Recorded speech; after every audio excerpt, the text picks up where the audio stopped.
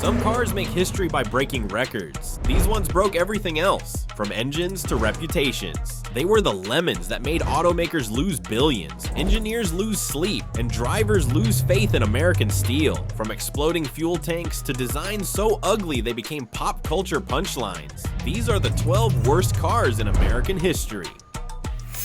Number 12. Ford Pinto, the $11 mistake that cost lives. When the Ford Pinto rolled onto American roads in 1971, it was supposed to be Detroit's answer to the rising tide of small, affordable imports. But what Ford didn't realize was that they hadn't just built a car, they'd built a ticking time bomb. Behind that unassuming subcompact shell sat a design flaw so fatal it would go down as one of the darkest chapters in US automotive history. The Pinto's fuel tank was mounted just inches from the rear bumper with almost no protection. A low-speed rear-end collision could turn a fender bender into a fireball. Internal Ford memos later revealed the unthinkable. Executives knew about the problem. Engineers had proposed a fix that would have cost just $11 per car, but Ford's cost-benefit analysis concluded that paying off lawsuits would be cheaper than saving lives. That decision backfired in spectacular fashion. Throughout the 1970s, fiery crashes made headlines. Dozens of people were killed or injured, and the Pinto became a symbol of corporate greed. When public pressure finally forced Ford's hand, they recalled 1.5 million cars, at the time the largest automotive recall in history. But the damage was already done. The Pinto's cheap plastic interior, gutless four-cylinder engine, and loose steering only deepened the humiliation. What was meant to compete with Japanese efficiency ended up being remembered as an engineering disgrace. Yet in a twisted way, the Pinto changed the industry for the better. Its failure led to stronger safety standards, consumer protection laws, and the end of the profits over people mindset that once dominated Detroit. A tragic legacy, but one that forced progress. Number 11. AMC Pacer, the fishbowl from the future. When the AMC Pacer debuted in 1975, it looked like something straight out of the Jetsons. Bulbous body, huge glass panels, and a stance that was wider than it was long. It was marketed as the car of the future.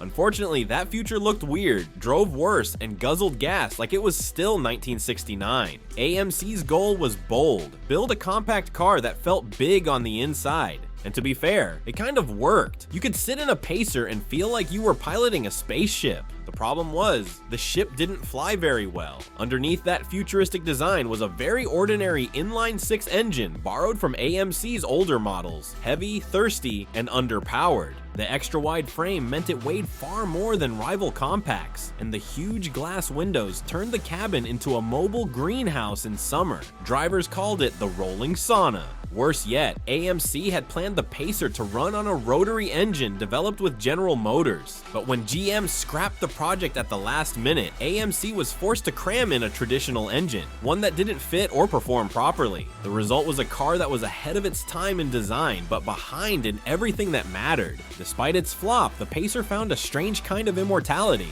Its odd looks earned it cameo appearances in pop culture, from Wayne's World to car museums showcasing so bad it's good designs. It's the perfect example of how a car can fail commercially, yet live forever as a meme.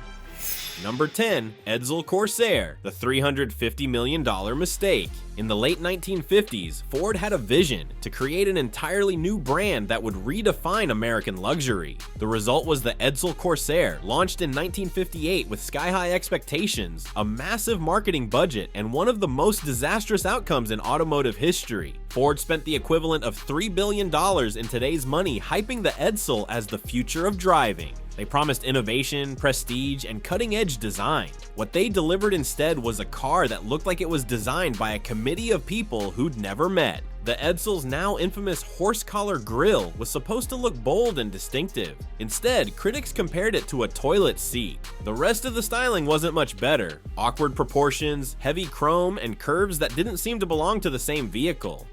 Buyers took one look and said, no thanks. But the real problem wasn't just the design, it was everything else. Dealers received cars late, many already plagued with mechanical defects. Faulty push-button gear selectors were mounted on the steering wheel. Electrical gremlins made driving feel like a gamble. And to make matters worse, Ford completely misread the market. The Edsel was priced too high for middle-class buyers, but too cheap for luxury customers. It was stuck in no man's land. By 1960, Ford had pulled the plug, selling only a fraction of what they expected and losing hundreds of millions in the process. The Edsel became an instant cultural punchline, the poster child for corporate hubris. Today, it's remembered less as a car and more as a case study in marketing gone wrong. If there were a Hall of Fame for automotive disasters, the Edsel would hold a front row seat, and probably a broken transmission.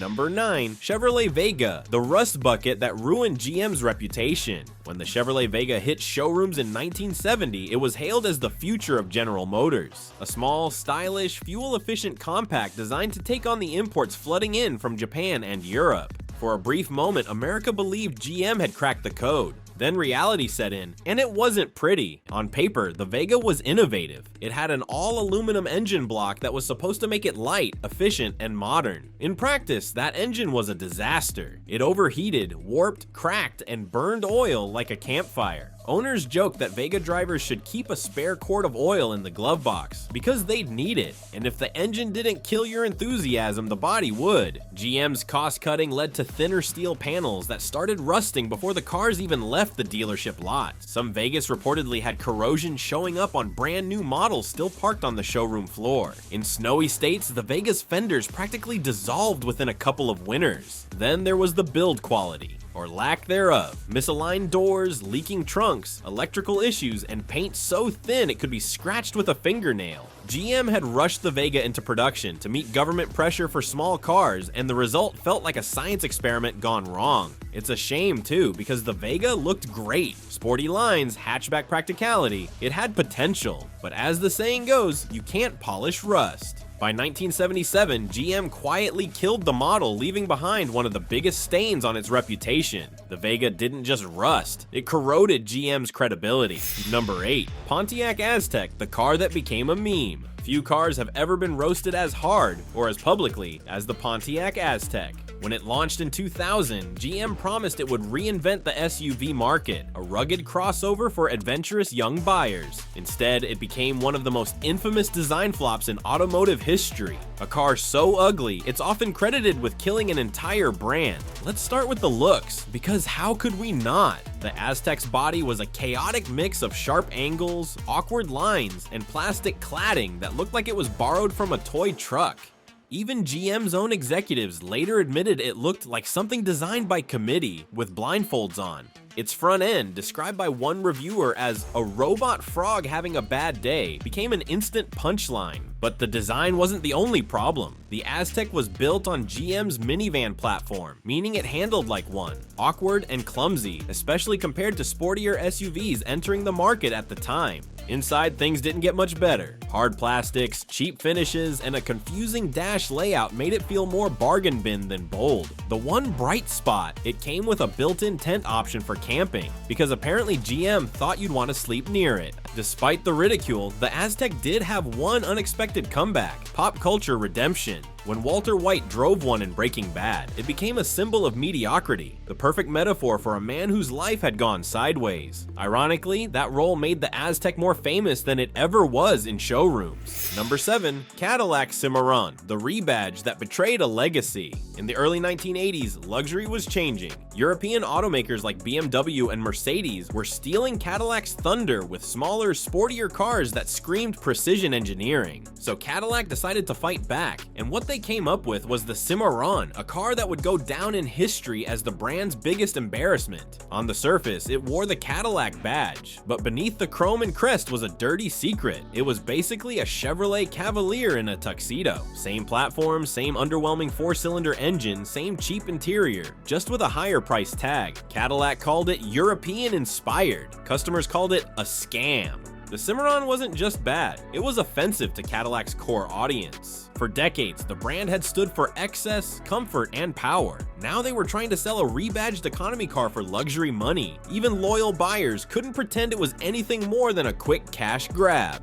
Sales tanked, critics pounced, and the Cimarron became a cautionary tale of what happens when prestige meets penny pinching. Inside, the disappointment continued. Hard plastics where there should have been leather, fake wood where there should have been walnut, and performance that made you question if it even deserved the Cadillac name. The Cimarron wasn't just a failure, it was a betrayal. By the time Cadillac pulled the plug in 1988, the damage was done. The Cimarron had tarnished the brand's reputation for years, forcing GM to rebuild Cadillac's image from the ground up. Today, it stands as a textbook example of what happens when marketing wins and engineering loses. Number 6. Saturn Ion, the car that killed a brand. The Saturn Ion was supposed to save General Motors' different kind of car company. Launched in 2003, it was marketed as the next step in Saturn's mission: affordable, reliable, and innovative.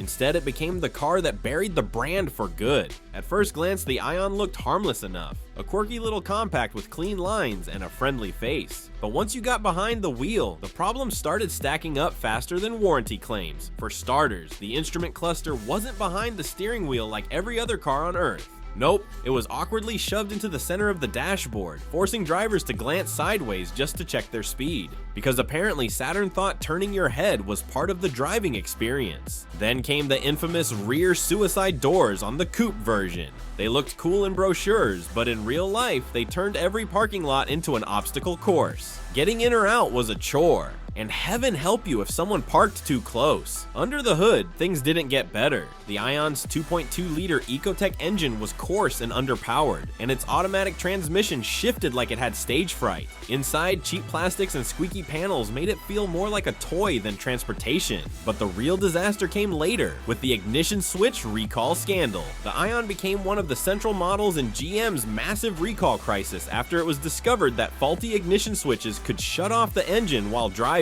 disabling airbags and power steering. The defect was linked to more than a dozen deaths, and GM's slow response destroyed what little trust remained in the Saturn brand. By 2007, production stopped. By 2010, Saturn was gone. Number 5. Yugo GV, the $3,990 car that cost you everything. When the Yugo GV arrived in America in 1985, it was marketed as the cheapest new car you could buy, just $3,990 brand new. That was the pitch. The reality? You got exactly what you paid for. Imported from Yugoslavia during the Cold War, the Yugo was built in a factory that made tractors and machine parts. Not exactly the birthplace of world-class engineering. On paper, it looked like a smart, budget-friendly option for Americans looking to save on gas. But behind that cheerful price tag was a nightmare of bad design, poor materials, and laughable reliability. The 1.1-liter four-cylinder engine made a mighty 55 horsepower, which was about the same as a riding lawnmower. It took over 14 seconds to reach 60 miles per hour, assuming it didn't stall halfway there. Owners complained about parts literally falling off while driving: mirrors, door handles, even wipers. Car and Driver once joked that buying a Yugo was like buying a new car and a lifetime of repairs at the same time.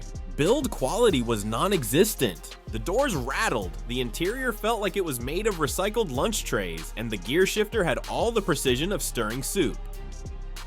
Rust started forming before the first oil change, and electrical issues were so common that some owners kept spare fuses in their cup holders. And yet, somehow, the Yugo actually sold well at first, thanks to curiosity and low cost. But within a few years, its reputation was destroyed by horror stories of breakdowns and exploding engines. By 1992, the Yugo quietly disappeared from American roads, leaving behind one of the most notorious reputations in automotive history. Number 4. Chrysler PT Cruiser Convertible, when retro went wrong. When the Chrysler PT Cruiser first hit the scene in 2000, it actually made sense. It was quirky, retro, and stood out in a world of cookie-cutter sedans. But then Chrysler got greedy and decided what the world really needed was a convertible version of its cartoonish compact wagon. Spoiler alert, the world strongly disagreed. The PT Cruiser Convertible debuted in 2005, and from day one, it looked like a design experiment that escaped the lab. With its high beltline, stubby shape, and tiny rear seats, it somehow managed to make a goofy car even goofier. Drop the top, and instead of looking cool, it looked confused. It was like someone tried to turn a toaster into a sports car. Performance didn't help its case either. The base engine, a 150 horsepower four-cylinder, struggled to move the car's hefty frame. The turbocharged GT model offered a bit more pep, but still couldn't overcome the awkward handling caused by its chopped roof design. Chrysler removed the rear doors to make the convertible work, which made getting into the back seats an acrobatic event. And when you finally got in, the tiny space felt like punishment for bad decisions. Critics roasted it, owners ignored it, and by 2008, Chrysler quietly killed the convertible altogether. Even die-hard PT fans didn't want one. It became a punchline for mid-2000s excess, a reminder that just because you can make a convertible doesn't mean you should. Number 3. Ford Mustang II. When a legend lost its soul. In the mid-1970s, the muscle car era was dying. Gas prices were soaring, insurance costs were brutal, and suddenly, the roar of a V8 didn't sound so heroic. It sounded expensive. That's when Ford decided to reinvent an American icon for a new age. The result was the Mustang II, a car that carried the right name, but none of the spirit. Launched in 1974, the Mustang II was smaller, lighter, and designed to sip fuel rather than guzzle it. It was built on the same platform as the Pinto, which should have been the first red flag. Gone was the thunder of a big block engine, replaced by a timid 4-cylinder or a wheezy V6 that produced barely 100 horsepower. In a straight line, a lawnmower had better odds. Sure, it sold well at first. The 1970s were tough times, and buyers wanted something economical with a familiar badge. But as soon as the nostalgia wore off, disappointment set in. The Mustang II's soft suspension, sloppy steering, and lack of performance made it feel more like a secretary's commuter car than a street legend. Even Ford engineers later admitted it was built more for survival than passion. To be fair, the Mustang II wasn't completely useless. It helped keep the Mustang name alive through the dark days of the oil crisis, and without it, there might not have been a Fox body Mustang in the 1980s. But among enthusiasts, it remains a symbol of what happens when corporate caution smothers creativity. Number 2, Dodge Aspen and Plymouth Volare, the twins of trouble. When Chrysler launched the Dodge Aspen and Plymouth Volare in 1976, they were supposed to represent a fresh start, a pair of sleek, modern sedans that would bring Chrysler back to glory. Instead, they became the dynamic duo of disaster. On paper, they had everything going for them: new design, improved comfort, better fuel economy, and the title of Car of the Year from Motor Trend in their debut. But if the 1970s taught us anything, it's that awards mean nothing when your fenders are falling off. Within months of release, owners began reporting problems that read like a mechanic's horror novel. Engines stalled, paint peeled, body panels rusted. Chrysler, in a rush to beat GM and Ford to market, had cut corners everywhere, from the steel quality to the suspension design. The result? Cars that rattled, leaked, and broke down faster than their warranties could expire. The Aspen and Volare became so synonymous with failure that dealerships struggled to give them away. By the late 70s, Chrysler was buried in recall notices, repair claims, and bad press. At one point, over 1.3 million vehicles were recalled, one of the largest recalls in American history at the time. Even worse, these cars hit the market right before Chrysler's financial collapse, making them the ugly face of the company's downfall. Today, the Aspen and Volare serve as twin cautionary tales, proof that rushing production to chase headlines can kill a reputation faster than bad design ever could. They didn't just rust, they corroded Chrysler's credibility from the inside out.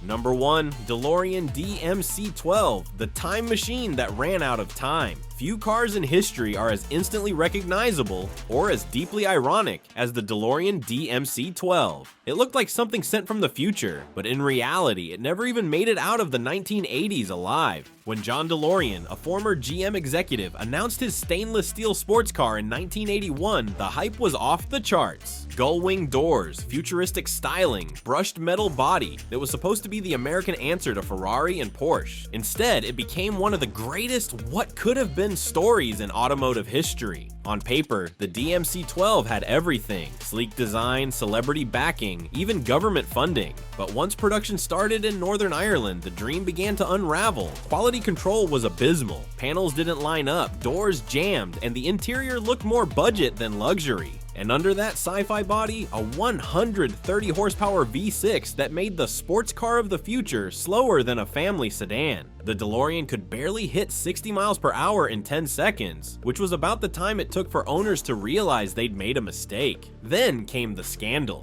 In 1982, John DeLorean was arrested in a high-profile FBI sting, a desperate attempt to raise money to keep his company alive. Though he was acquitted, the damage was irreversible. The factory shut down, the dream ended, and only about 9,000 cars were ever built. And yet, fate had one last twist. In 1985, the DMC-12 was resurrected on the big screen as Doc Brown's time machine in Back to the Future. Suddenly, a failed sports car became a pop culture legend. It never conquered the roads, but it conquered hearts. Proof that sometimes even a failure can become immortal.